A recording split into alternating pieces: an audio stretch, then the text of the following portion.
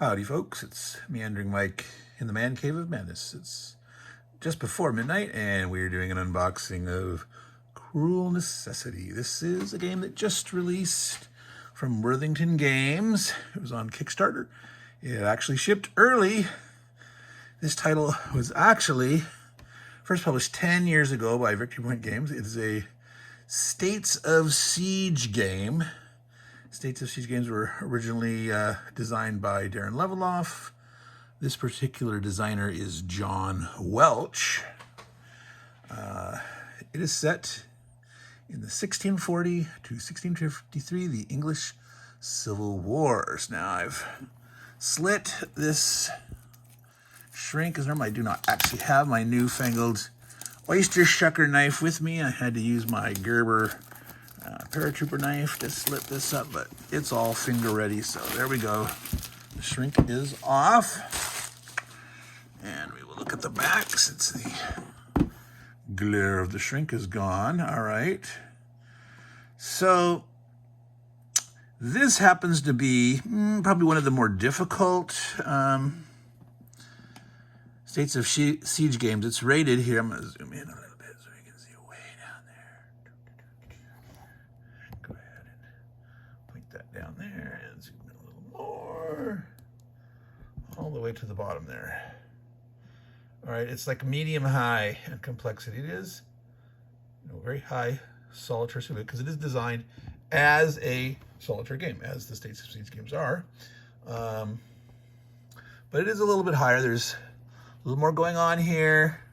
It's a bit more chrome, a little more complicated. You got civil wars happening not only in England, but in Scotland and Ireland. So there's a little more to keep track of and to do than a typical State of Siege game. All right, let's go ahead and take a peek inside and see what we actually got. It is new artwork. It's a new artiste listed in the credits. All right.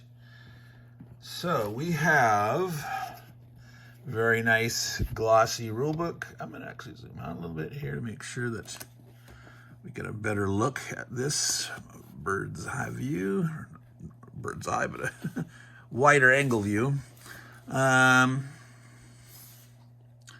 Third Civil War setup. Okay. Probably different scenarios. Second Civil War setup. First Civil War. Three different scenarios. Optional rules. So in total, there are 26 pages. Let's see, is that counting the cover? No. Well, whoa! Excuse me, folks. This is a new tripod for me. It's a little taller. And it's on these, what do you call, bendy kind of legs. So I'm used to the little stubbier, shorter Manfrotto tripod. So I'm gonna have to get used to this guy and not knock him over. So here, page 1 starts inside here. So cover's not rules, but this player aid on the inside cover, they're not counting it. But a player aid, hopefully, okay, yes, I can see in the box right here. That's on a nice thing, and there's stuff on the other side too. So that's good that they didn't count on the player aid only being on the inside of the rule book. It's nice to have one that you can have out separate. Introduction. All right, so game board explanation. So they have a key here to all the different stuff on the game board. They list the equipment, which includes battle cards, 2 counter sheets, a player aid, different kinds of cards. Besides the battle cards, there's 3 different event and achievement cards for the 3 different games. So the 3 scenarios, which would make sense to have. I mean, you might have some overlap of generic events, but it looks like they've separated them into 3 decks. Oh, you get 2 dice. All right. Let's see here. All right, nice color illustrations inside the map, the individual components, a nice detailed section on setting up the game. This is, again, there's a little bit more to track. Zeal markers, political tracks, fortress control, all sorts of cool stuff. Battle cards, die roll modifiers, holding boxes. All right. So there's the sequence of play. Event phase, action phase, end times phase.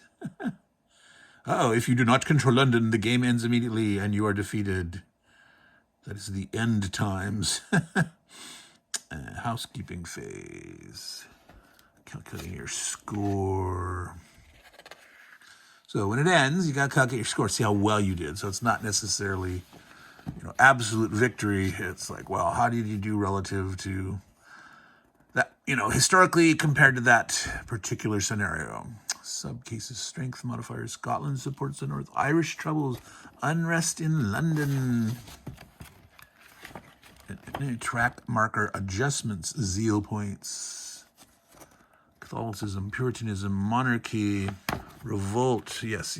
So definitely more detailed than many things. So if you like yourself some intrigue of a civil war, and you like military, political, and religious events and things that you're having to deal with, this sounds like a good game for you. Maybe if you've never played a States of Siege game, this might not be the one to start with. But again, if it's a topic that's of interest to you, oftentimes the wisdom is if you enjoy a topic, you can deal with a lot of complexity that you might not be normally used to if it's something that you really care about, that you have an interest in, and you'll learn. But you have to gauge that for yourself. Maybe says, yeah, let me start with something. Get a grasp. If you want, really, the very first States of Siege game was the Israeli independence one. It's quite simple, not much chrome at all. I mean, there's interesting stuff in the event cards, and you'll learn about the history of that, but very, very simple. So if you want just the most basic introduction, that one might be hard to find. It hasn't been reprinted. Otherwise, you could start with one of the other States of Siege games that have been reprinted by Worthington Games. And, you can check on Board Game Geek and compare the relative complexities and decide if you want to start with one of those other ones first. All right. These are very nice counters. They already have rounded edges. They're just ready to pop right out of there. There's a lot of bleed over, so you don't have to worry about the registration. Are they back printed? Okay, they've got, some do have information. They seem to be pretty well centered, so you don't have to worry about things getting cut off on one side or the other. There appear to be 2 counter sheets, I think it said. Interesting sizes here. So the round ones, smaller ones, hexagonal ones, clubmen. Who are they beating with their clubs? Monarchy, Ireland, Scotland. All right, so that's good stuff there. All right, it is a mounted map. This is one of the biggest differences in terms of this deluxe. It's called the Deluxe Edition, 2023 Deluxe Edition. Again, the original one was in 2013. And for Victory Point Games, it was sort of considered a deluxe. It was released in one of those bigger boxes. It was never released in the small little Ziploc folios or one of the smaller boxes that has the little red, they call it a pizza box, but it's such a small one, it'd be more like a garlic bread box or whatever you call that, cheesy bread or something like that. But let's see here. I'm not quite going to open this up yet. I'm going to have to fidget with... Okay, they have a nice deep tray here. You can see that the cards are fitting in just fine. You got dice. Your counters are going to fit in there okay. It's big enough that you could put your counters in baggies. It doesn't look like it's included baggies, but you could use some standard Ziplocs instead of just letting them roll around. This lid does not fashion on here. Now you can put, again, I wouldn't use a rubber band. I'll use plastic bands, but you could put 1 or 2 plastic bands around these to hold that on there. But I would not put counters in here loose. I would go ahead and use like a little Ziploc, either the sandwich size or the snack bag size or something. Okay, there appears to be a couple of different decks. This one, I'm going to go ahead and open this because this is not sealed up in the one that you have to tear into. So, okay. They got a little bit of texture to them. That's good. That makes it easier to grip. They don't slide all over. Not too thin, not too thick. I like that. Okay, 3rd, 2nd, and 1st. Prologue, victory check, victory check. So a card for each scenario. So these are numbered. These seem to run from 44 through 60. So I'm not sure. Just as Cruel Necessity. Does that little fine print there tell us? No. These look like some kind of event card. But there was... Let's see if I can see that back of the box here again. What it said. No, it didn't say in the back of the box. It was in the rules. It was saying so. That's buried in there. We won't look right now. So this is some subset of. See, these are yellow. These 2 have a gray edge.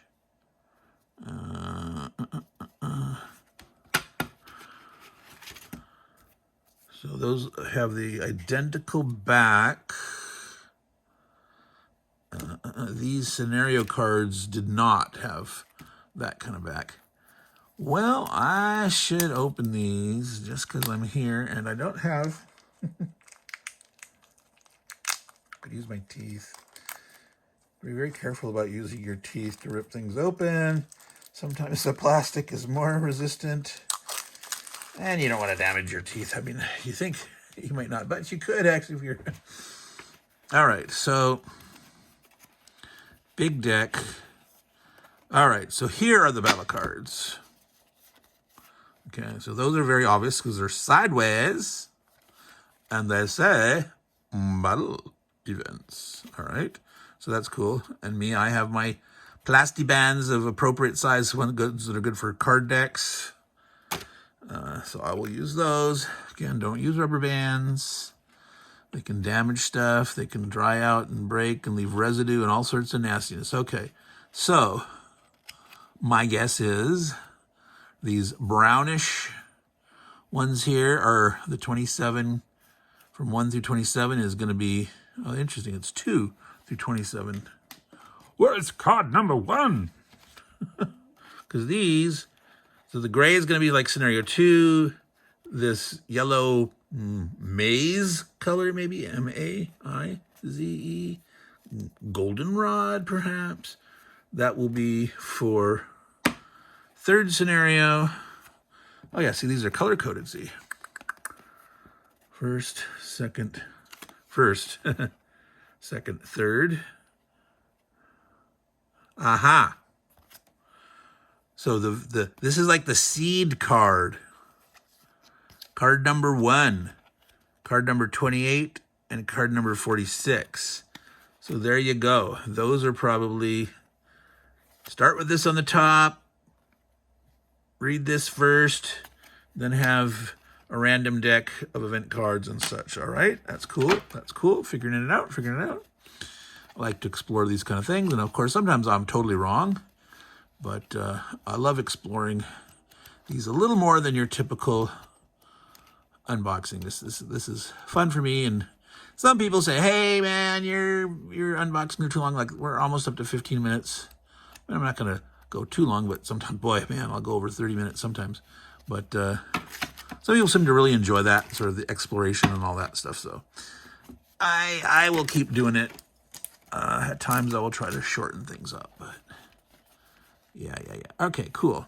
So I'm not going to go into the details of all these event cards, but basically They're per scenario. Wow, yeah, there's quite a bit for this first scenario here. Yeah, 1 through 27. 27. Cool, cool, cool, cool.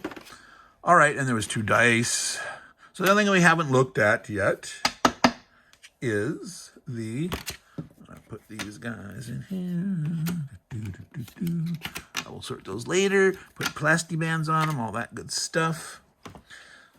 So I am going to put aside, you cannot see me dropping some things on the floor, that's okay. I don't want that adhesive to stick on the counter sheets. All right, move those aside. All right, now what I'm going to do here is I'm going to try to put this back and away a little bit here so we can have a little more room here to look at the map. Get my gloves out of the way. All right, let's see what we can see. All right, we're starting to see part of Britain there. There's Bristol, Cornwall, Dublin, and way over here at Dublin in Ireland. It's opening, it's opening. It's always my fear is that when I open these mounted maps, I'm going to do it weirdly, and I'm going to, you know, kind of tear them. Let's see here. Let's zoom back. Nope, that's back this way. Can I go back farther? That's I cannot go out any more than that. All right. We'll look at what parts we can. So here's London, Hull, Oxford, Bristol.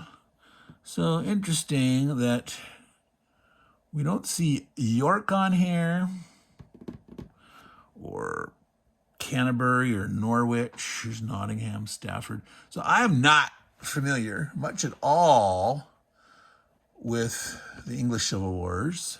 Don't know where most of the action went. Here's Edinburgh, Scotland, Chester, Stafford. Okay, Wales here is just like kind of a no man's land. It's not marked as a playable area. There are some event card, it appears, that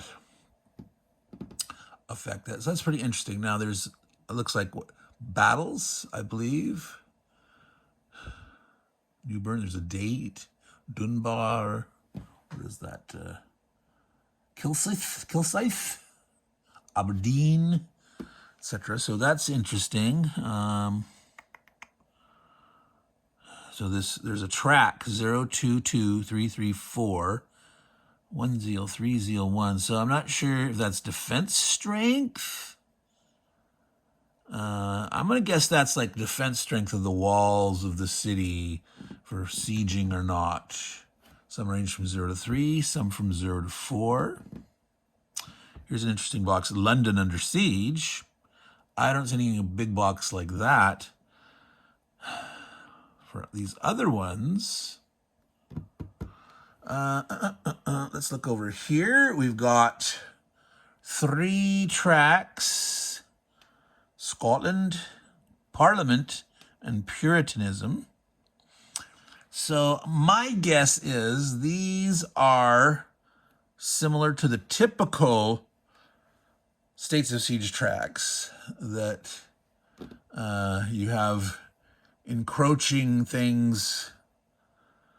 This would be worse as it comes in. Like down here it says, cannot fortify London. -1 zeal per turn, +1 strength to the Scotland army. So if they're coming down this track at you, that's my guess. It's getting worse and worse for you trying to hold out in London. Typically in the States of Siege, there's 3 tracks coming in. So obviously there's some kind of maneuver control on the map here, different from these tracks. And I'm not sure what else, if there is a fifth one, or if this is these three plus, you know, the geography of this is what your equivalent normal tracks would be compared to other States of Siege games. So again, like I said, it's a little higher complexity than other ones. It seems like there's some interesting differences. So this will be fun to figure out. I have the original Cruel Necessity from Victory Point. I have never got around to digging into it. So it'd be very interesting at some point to do a comparison to see if any of the rules changed or if it's just the graphic presentation. Obviously, this is a nice, bigger mounted map. Victory Point Games usually had, you know, like a cardstock map, and then also maybe a slightly thicker one that they had like a jigsaw cut that you'd put the pieces together, and it was like their old laser cut things with the sooty edges, and they include a napkin in them that you can wipe off the soot. That was less than fun, but they were kind of inexpensive for their time. In some ways, some of them seemed more expensive, like, wow, this is all you get, this little tiny thing. But, you know, actually, it was really a bargain if you think about it. All right. Well, I'm not going to look too much more. There's some interesting stuff. I'm going to see if I can tilt this up here and zoom in. So kind of a bizarre angle.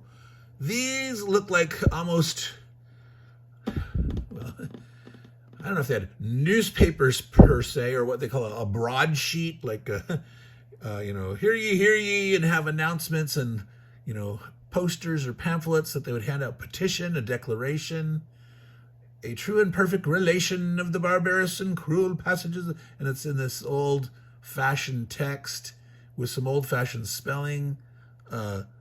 I don't know if you can see there, like poor, and those look like oppressed, but that was the old English writing, or the S's, where it didn't go like down below or the middle. It would look like an F, but it was really an S. So it's oppressed people. So that's kind of cool, those little things here. Achievements, if you draw these. So these are, I guess, achievement cards. Interesting. All right. So that's our look at the board. There's a number of things over here on this side. I'm not going to, let's zoom back out. Victory, draw, like a draw pile, defeat pile, I don't know. Oh, this is like a victory, defeat, or draw. So this is what you need to do for victory. It's not a, here is battle event, discards, battle event, draw pile. Down here is the event, draw, and discard pile spot. There's a zeal point track over here. And I'm not sure what all this stuff is right here. First, third, fourth, second. This, what? These are not in order. First, third, fourth, second. What does that mean? I mean, there was 3 scenarios for Civil Wars, but Royal Cavalry, Royal Musket and Pike, I do not know what that means. So that was something to find out at some point. Royalist Cavalry draw pool. Royalist Musket and Pike draw pool. So evidently you've got units that have varying strengths, and when you muster troops, you'll draw, so that you don't know exactly what strength you're getting. That's my guess. I'm standing with that until I'm proven wrong. All right, folks, I think we're going to end there. That's almost 25 minutes. Meandering Mike in the Man Cave of Madness. It is now after midnight, and we have finished our look at Cruel Necessity, the latest release from Worthington Games in their States of Siege reprints. I don't know what one's coming next, but here we go. And again, it's the English Civil Wars, 1640 to 1653. John Welch was the designer. Again, the original designer of the States of Siege system was Darren Leveloff, and I believe the victory point in the States of Siege numbering, I think Cruel Necessity was really States of Siege game number 13. You guys have to remember that that original one, Israeli Independence, States of Siege 0, basically. It came out in their Battle Lesson series. So they didn't start actually calling them a States of Siege series until later, with Soviet Dawn and then Zulu Dawn and all that stuff. Not Zulu Dawn, what do they call it? Zulu's on the Rampart. So that's it, folks. Meandering Mike, Man Cave of Menace. I'm going to say goodbye. So to all you good folks out there, take care. Don't be cruel to each other, and ciao.